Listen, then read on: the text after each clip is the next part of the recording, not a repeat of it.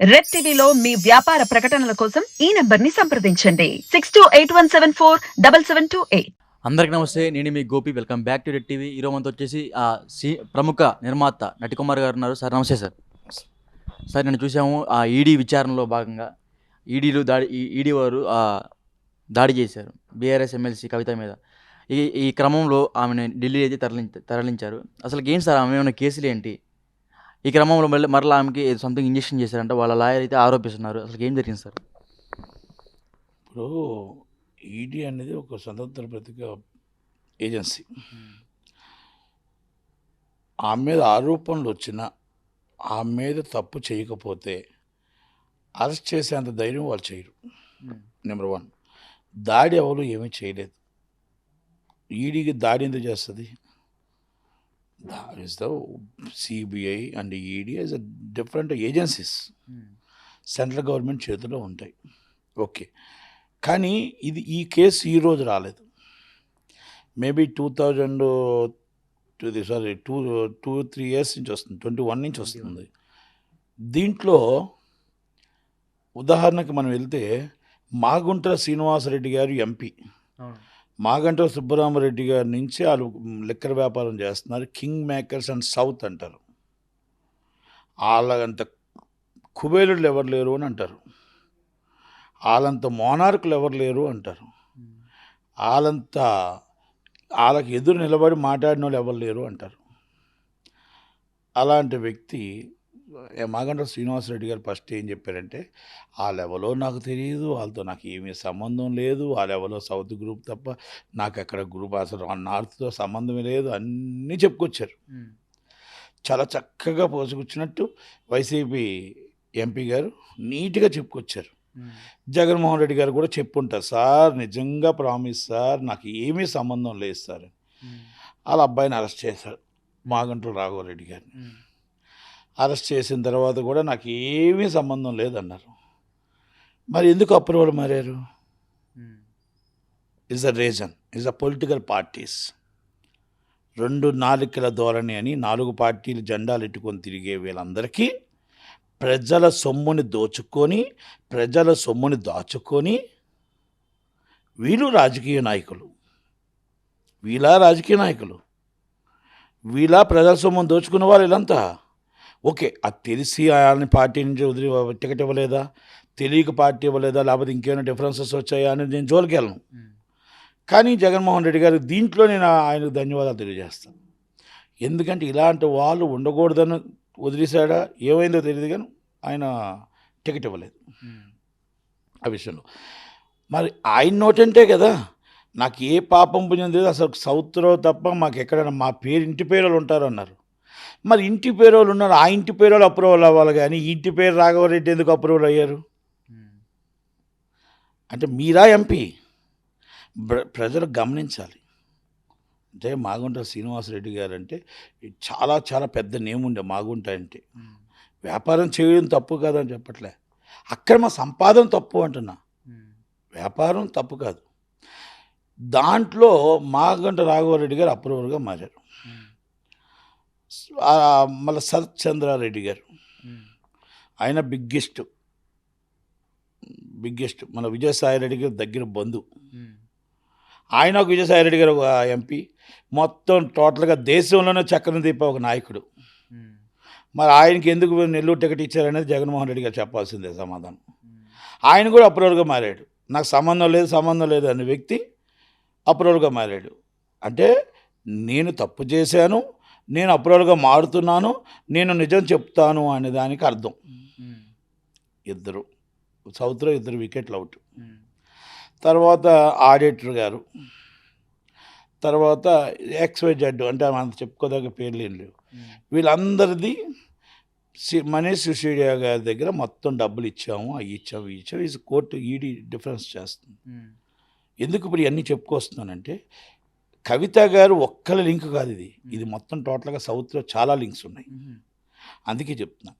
అవన్నీ మొత్తం టోటల్గా రికార్డుగా అమృత అరోరా గారు కానీ ఇంకోళ్ళు కానీ మొత్తం అన్ని స్టేట్మెంట్లతో, వీడియో రికార్డులతో, విత్ ఆధారాలతో అన్నీ తీసుకొని, ఈడీ అంటే ఈజ్ నాట్ జోక్. ఈడీలో నాకు తెలిసి ఇప్పుడు దాకా అటాచ్మెంట్ చేసిన వాళ్ళు ఇప్పటికీ ఒక క్లీన్ చీట్ కొన్ని మాత్రం వచ్చాయి. ఓకే, చాలామంది చెప్తుంటారు బీజేపీకి బీ టీమ్గా మోడీ వస్తారు, తర్వాత ఈడీ వస్తుంది. రావచ్చు, కానీ ఈడీ దగ్గర ఆధారాలు ఉంటేనే ఈడీ వస్తుంది అనేది నాకు తెలిసిన సమాచారం కదా. మరి వీళ్ళందరూ మరి ఎందుకు అప్రూవల్గా మారారు కదా వీళ్ళందరూ? అంటే దాంట్లో కక్ష ఏమైనా ఉందా? కేసీఆర్ గారి మీద కక్ష రావడానికి కేసీఆర్ గారు ఆల్రెడీ ఓడిపోయారు. కేసీఆర్ గారి వల్ల ఏం ఉపయోగం లేదు. బీఆర్ఎస్కి ఎన్ని సీట్లు వస్తాయో వాళ్ళకి సీట్లు వస్తాయో తెలియదు. వస్తే మరి బీజేపీకి సపోర్ట్ చేస్తారేమో తెలియదు కదా. వాళ్ళు కాంగ్రెస్కి చేయరు, ఎందుకంటే ఇక్కడ కాంగ్రెస్ అపోజిషన్ ఉంది కాబట్టి. అక్కడ ఇండియాలో కాంగ్రెస్, సెంట్రల్లో కాంగ్రెస్కి అపోజిషన్ ఎవరు? బీజేపీ. అంటే బీఆర్ఎస్ ఎవరికి చేసే సపోర్టు? బీజేపీకి. అంటే వాళ్ళన్నీ చూసుకోకుండా, లాభాలు చూసుకోకుండా, నష్టం చూసుకోకుండా కవిత గారిని అరెస్ట్ చేశారు అంటే విత్ ఆధారాలతోనే అరెస్ట్ చేసి ఉంటారు. ఓకే, వాళ్ళు డబ్బులు తీసుకున్నారు, మొత్తం టోటల్గా నేను ఇందాక లేదో కొంచెం చూశాను. డబ్బులు తీసుకున్నారు, ఆ డబ్బులు తీసుకున్నది పలానా రియల్ ఎస్టేట్లో పెట్టారని. ఒక 10 సంవత్సరాలు బీఆర్ఎస్ పాలన కోసం మనం వెళ్తే, ఎందుకంటే నాకు ఫ్యామిలీ 30 సంవత్సరాల నుంచి తెలుసు. నాట్ ఓన్లీ ఈ రోజే నాకు కేసీఆర్ గారు కొత్త కాదు, ఆయన రవాణా శాఖ మంత్రిగా ఉన్నప్పటి నుంచి నాకు తెలుసు. కవితమ్మ గారు నాకు మామూలుగా ఆల్మోస్ట్ చిన్నప్పటి నుంచి తెలుసు. వీళ్ళందరూ తెలుసు. చంద్రశేఖరరావు గారు సంపాదించాలి అనుకుంటే చంద్రబాబు నాయుడు గారు గవర్నమెంట్లోనే కోట్లు సంపాదించవచ్చు. ఆయనకు ఆ ఉద్దేశం ఎప్పుడు లేదు. నాకు తెలుసు దగ్గరగా, ఎందుకంటే మేము కలిసి తిరిగాం కాబట్టి మాకు దగ్గరగా తెలిసిన వ్యక్తిగా ఆయన ఆలోచనలో డబ్బు సంపాదించాలి, నేను మొత్తం టోటల్గా కొట్టి దేశాన్ని కొలగొట్టాలి, లేకపోతే 100 కోట్లు సంపాదించాలని ఆలోచన ఆయనకి టీడీపీలో ఉన్నప్పుడు ఏ రోజు రాలేదు, ఏ రోజు రాదు. ఉద్యమం నడిపేటప్పుడు కూడా డబ్బులు లేకుండానే ఉద్యమం స్టార్ట్ చేశారు ఆయన. అలాంటి వ్యక్తి ఈ 10 సంవత్సరాల్లో కవిత గారికి, నేను సినిమా ఓపెనింగ్కి వెళ్ళేటప్పుడు ఒక ఫ్లాట్ ఉండే, ఒక చిన్న ఫ్లాట్. ఈరోజు మరి ఇన్ని కోట్ల రూపాయలు, అంటే దాదాపు 100 కోట్ల ఇల్లు ఎలాగొచ్చింది? వాళ్ళ హస్బెండ్ కూడా తెలుసు ఆస్తులు ఎంత, ఎలా సంపాదించారు వ్యాపారాలు. రాత్రంతా పొగలనక సంపాదించి వేలాది కోట్లు పెట్టిన వాళ్ళు మొత్తం టోటల్గా అంతంత రాత్రి రావట్లేదే. ఇన్ని వేల కోట్లు ఎలాగొచ్చాయి? అలాగే కేటీఆర్ గారు, అలాగే అన్న ఎమ్మెల్యేస్ అందరూ 10 సంవత్సరాల్లో తెలంగాణ పేరు చెప్పి, తెలంగాణ ఊరు చెప్పి, తెలంగాణ వాడ చెప్పి, తెలంగాణ ఏరియా చెప్పి, తెలంగాణ ఉద్యమం చెప్పి దోచుకోలేని వాళ్ళు ఎవరైనా ఉన్నారా అని నాకు అడగండి. ఎందుకంటే ఇది నేను అభియోగాలు, ఇదేదో నేను వేగ్గా చెప్పట్లే. ఎవరైనా వస్తే దాని వివరంగా నేను మొత్తం డీటెయిల్స్తో కూడా చెప్పగలుగుతాం. కేటీఆర్ గారు ఏ సందు చూడ ఆయన పేరే, ఏ ఈది చూడ ఆయన పేరే, ఎక్కడ చూడ ఆయన పేరే. చాలామంది ఇందాక పాపం రేవంత్ రెడ్డి గారు ఒక మాట అన్నారు. ఏమన్నారంటే, చంద్రశేఖరరావు గారు అస్సలు ఇంట్లో నుంచి కదలలేని సీఎం, అసలు ఇంట్లో నుంచి రాకుండా సీఎం నడిపాడు, నేను ఇంట్లో నుంచి మొత్తం 24 గంటలు మీ జనాల ముందే తిరుగుతున్నాను. తప్పు. 3 కాన్వాయ్లు రన్నింగ్, అవి 3 చీఫ్ మినిస్టర్సే. ఒకటి కల్వకుంట్ల చంద్రశేఖరరావు గారు డైరెక్ట్ చీఫ్ మినిస్టర్ ఆఫ్ ఆయన ఓన్లీ జస్ట్ ఇంట్లో ఉండి నడిపించారు.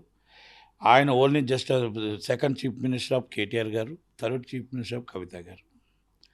వీళ్ళిద్దరు ముగ్గురు 3 సేమ్ కాన్వాయ్స్ వచ్చేవి.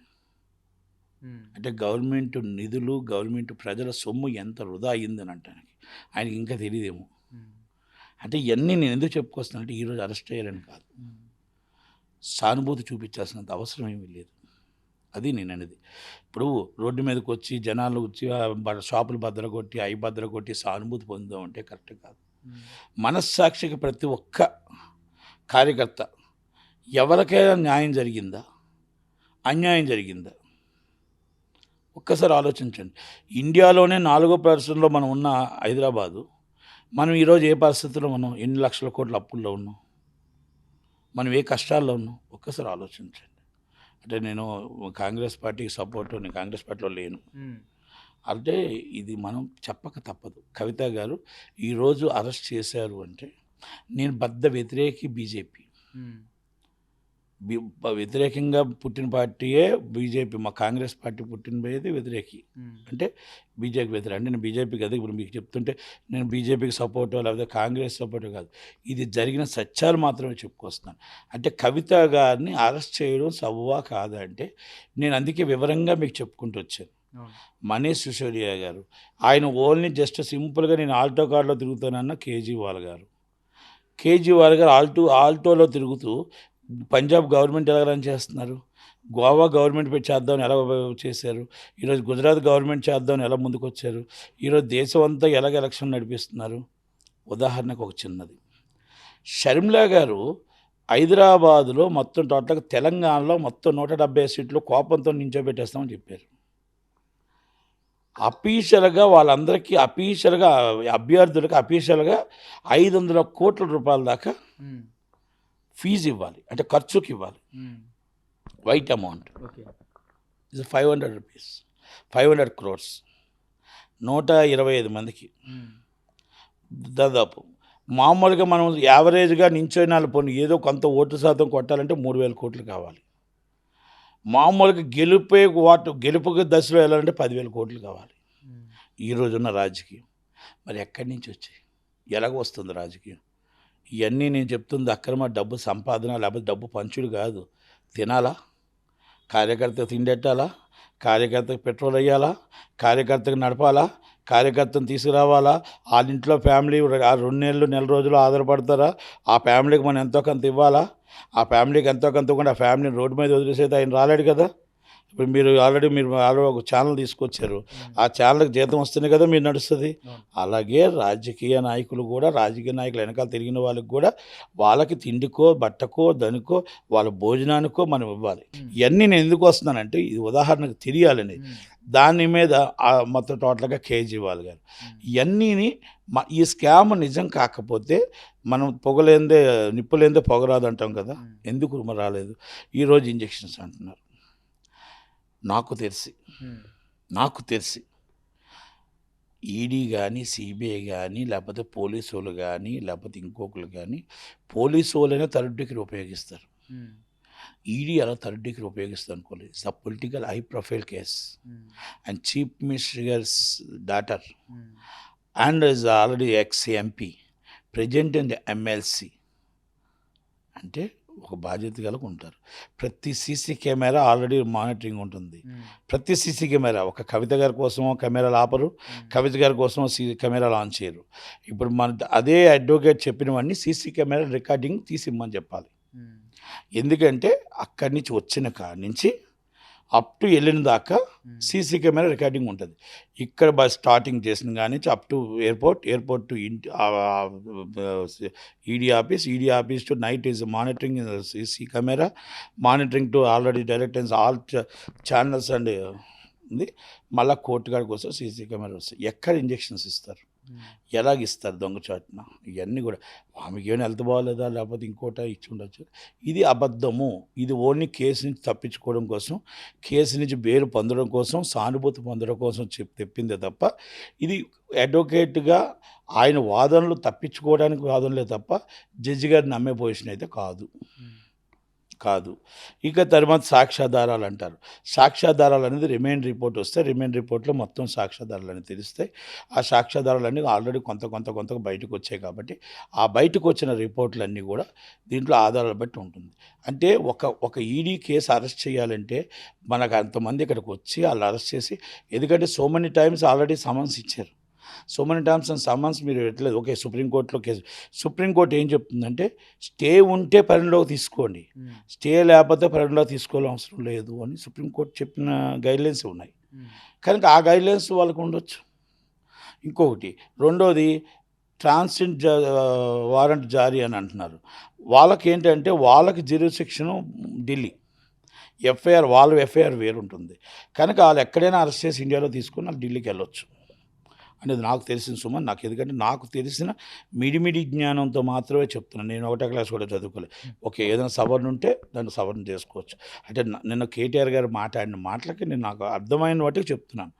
కనుక పోలీస్ స్టేషన్ వేరు, సిబిఐ కేసు వేరు, ఈడీ కేసు వేరు, ఎఫ్ఐఆర్స్ అనేది డిఫరెంట్స్ ఉంటాయి. వాళ్ళ కేసు అనేది వాళ్ళ కోర్టుకి డిఫరెంట్ ఎన్ఐఏ వేరు, డిఫరెంట్స్ ఉంటాయి. కాబట్టి నాకు అవగాహన ఉన్నందుకు నేను టీవీలు చూసి ఆ చదివి అవగాహన మట్టుగా చెప్తున్నాను. కనుక కవిత గారిని అరెస్ట్ చేయడంలో తప్పైతే లేదు అన్నమాట నేను చెప్తున్నాను. ఎందుకంటే అన్నీ 2 సంవత్సరాల నుంచి ఎంక్వైరీ చేసి 161 స్టేట్మెంట్ తీసుకొని మళ్ళీ 160 స్టేట్మెంట్ నుంచి మళ్ళీ 141 మళ్ళీ వాళ్ళ స్టేట్మెంట్ మళ్ళీ అక్యూజిట్ తీసుకుని వచ్చి చేసి సిబిఐ కూడా అక్యూజిట్ చేశారు. సిబిఐ కూడా నోటీస్ ఇచ్చి సిబిఐ కూడా నాకున్న షెడ్యూల్ ప్రకారం రాలేదన్నారు. అంటే ఎనీ టైం నేను సిబిఐ కూడా అరెస్ట్ చేయొచ్చు. ఎనీ టైం ఆల్రెడీ మనం ఇన్కమ్ ట్యాక్స్ కూడా కేసు ఫైల్ చేయొచ్చు. ఇవన్నీ కూడా ఉన్నాయి. ఈ ఒక్కటే కాదు, దీని వెనకాల బీఆర్ఎస్ నాయకులు ఒక 10-15 మంది వెళ్ళిపోతారు. లింక్స్ ఉన్నాయి, లింక్స్. ఎందుకంటే ఆటోమేటిక్గా మనం ఫోన్ చేసేటప్పుడు మన ఫోన్లోనే లింక్స్ ఉన్నాయి. మనం అనుకుంటాం డిలీట్ చేస్తాం చాలా గొప్ప వాళ్ళమి, మనం వాట్సాప్ కాల్ మాట్లాడేస్తాం చాలా గొప్ప వాళ్ళమి, మనం వీడియో కాల్ మాట్లాడేస్తాం అస్సలు మనకి ఎవ్వరికి గుర్తురాదు అనుకుంటాం. తప్పు. మనం వాట్సాప్ కాల్ మాట్లాడినా వీడియో కాల్ మాట్లాడినా మనం చాట్ చేసినా మనం డిలీట్ చేసినా మన చరిత్ర మన జీవితం అనేది పైన ఉంటుంది. అంటే పైన అంటే దేవుడి దగ్గర కాదు, సైబర్ కమిషనర్ దగ్గర. సైబర్లో మొత్తం టోటల్గా వాళ్ళు అడిగితే వాళ్ళ పర్ఫెక్ట్గా వాళ్ళు తీస్తే అన్నీ వచ్చేస్తాయి. మనం చాలామంది అర్థం చేసుకోవాల్సింది, రాజకీయ నాయకులే కాదు చాలామంది తెలియని వాళ్ళు అర్థం చేసుకోవాల్సింది ఏంటంటే ఈరోజు మేము ఏదో మనం తప్పుడు పని చేసేసాం, ఈరోజు మనం జనాలకు కూడా తెలియదు తప్పుడు పని చేసాం, మనం అన్నీ డిలీట్ చేసేసాం అనుకుంటే తప్పు. ఎక్కడో కాడ మనం దొరుకుతాం. ఇవన్నీ కూడా మొత్తం టోటల్గా సైబర్ క్రైమ్ కానీ పోలీసులు కానీ ఈడీ కానీ సిబిఐ కానీ వాళ్ళ దగ్గర సాక్ష్యాధారాలతో ఉంటాయి అనేది అర్థం చేసుకోవచ్చు. కనుక ఈ కవిత గారిని అరెస్ట్ చేసింది రాఘవరెడ్డి గారు అవ్వచ్చు, లేకపోతే సత్యచంద్రారెడ్డి గారు అవ్వచ్చు, so many is the people and approver అవ్వచ్చు. ఈ కేసులో ఆల్రెడీ అందరినీ అరెస్ట్ చేశారు కాబట్టి ఎవరికి కూడా బెయిల్ రాలేదు ఆల్రెడీ సూసైడ్. కనుక ఎక్కడ ఆధారాలు పూర్తి ఆధారాలతోనే అరెస్ట్ చేశారని నేను అనుకుంటున్నా. ఎందుకంటే 2 సంవత్సరాలకు అరెస్ట్ చేయలేదు, ఇప్పుడు అరెస్ట్ చేశారు అంటే పూర్తి ఆధారాలతోనే అరెస్ట్ చేసి ఉంటారని నేను అనుకుంటున్నాను. Okay sir, thank you sir.